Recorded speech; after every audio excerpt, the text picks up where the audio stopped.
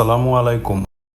আজ আপনাদের এমন একটা জিনিস দেখাবো যা সৌদি আরবে প্রায় প্রতিদিনই দেখা যায়, কিন্তু অনেকেই এর আসল কাজ জানে না। চলুন আজ একসাথে বিষয়টা জানার চেষ্টা করি।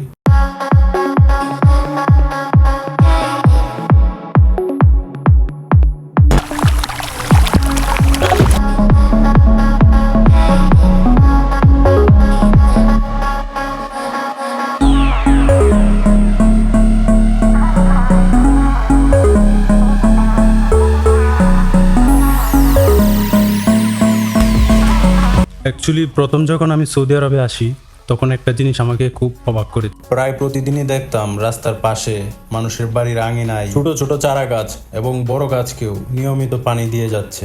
তখন আমার মনে একটা প্রশ্ন জাগলো যে ছোট গাছে পানি দেয় সেটা ঠিক আছে, তাই বলে বড় গাছের মধ্যেও পানি দিতে হবে কেন? প্রতিদিন গাছে এত পানি দেওয়ার কারণটা কি?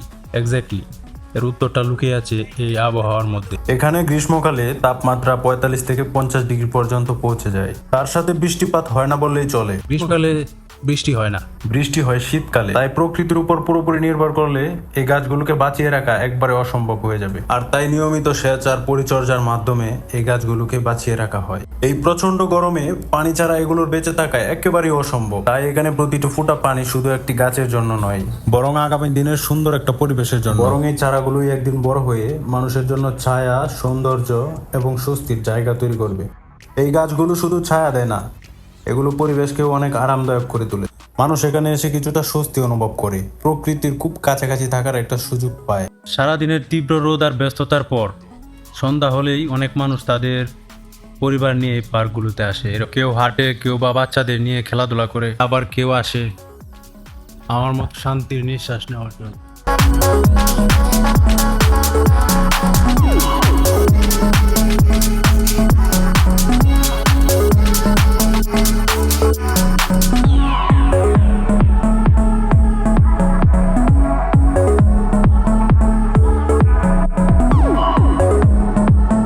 আমি আজকে যে পার্কটিতে এসেছি সেটি প্রিন্স আব্দুল্লাহ বিন জালাউই স্টেডিয়ামের পাশে অবস্থিত। পার্কের ভিতরে ঢোকার পরে আমি পুরো পার্কটা ঘুরে দেখলাম। সত্যি বলতে জায়গাটা অনেক সুন্দর এবং অনেক সুন্দরভাবে গুছানো। চারদিকে সবুজ গাছ, হাঁটার জন্য সুন্দর পথ, সিঙ্গেল অথবা পরিবারের সঙ্গে সময় কাটানোর জন্য দারুণ একটা পরিবেশ। এটা শুধু বড়দের জন্য নয়, ছোট বাচ্চাদের জন্য অনেক সুন্দর সুন্দর খেলার ব্যবস্থা রয়েছে। যেমন দোলনা আছে, খেলার স্লাইড আছে, আরো বিভিন্ন রকমের সরঞ্জাম আছে। সন্ধ্যা হলেই বাচ্চাদের হাসি আর আনন্দে পুরো পার্কটা যেন মনে হয় প্রাণ ফিরে পায়।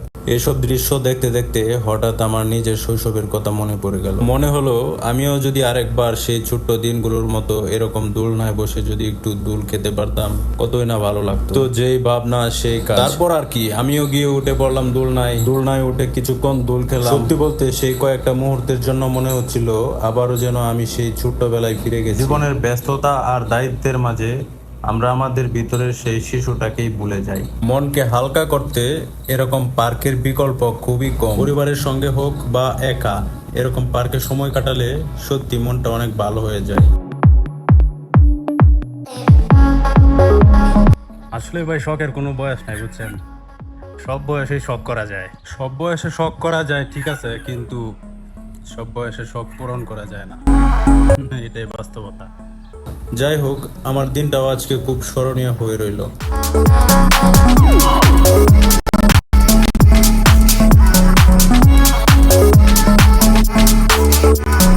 চারপাশে গাছ থাকায় পরিবেশটাও অনেক বেশি আনন্দদায়ক লাগে। আমরা সবাই জানি যে একটা গাছ বড় হতে অনেক সময় লাগে, কিন্তু সেই সময়টা ধৈর্য নিয়ে পার করে বলেই তার ফলটা একদিন সবাই পায়। এই ছোট চারাগুলোকে দেখুন, কয়েক বছর আগে এই বড় গাছগুলোও কিন্তু এরকম ছোট ছোট চারা ছিল।